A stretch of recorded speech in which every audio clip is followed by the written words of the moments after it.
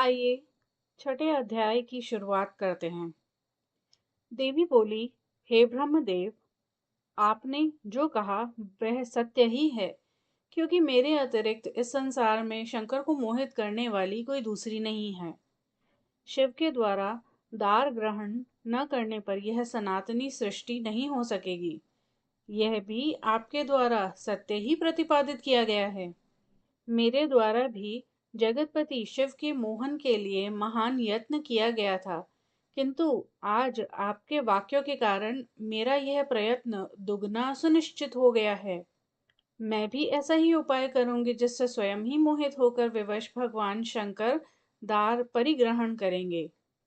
हे महाभाग, मैं सुंदर रूप धारण कर उनकी वशीभूत होकर उसी प्रकार रहूंगी जिस प्रकार लक्ष्मी विष्णु के साथ रहती है।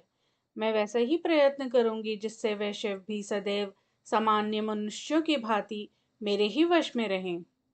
हे विधाता, प्रति सर्गादि कार्यों के बीच में मैं उन शांतचित्त भगवान शंकर का स्त्री रूप से अनुगमन करूंगी। अन्यों की उपेक्षा मैं उनकी विशेष सहायिका होंगी। हे पितामह, मैं अपने सुंदर रूप में दक्ष पत्नी के गर्भ से उत्पन्न होकर शंकर के प्रतिसर्ग कार्य में सहभागिनी बनूंगी।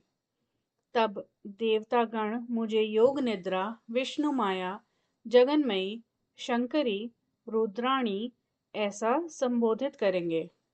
जिस प्रकार से निरंतर प्राणियों को उत्पन्न होते ही मोह लेती हूँ, उसी प्रकार प्रथम गणों के स्वामी भगवान शंकर को भी मोहित कर लूंगी।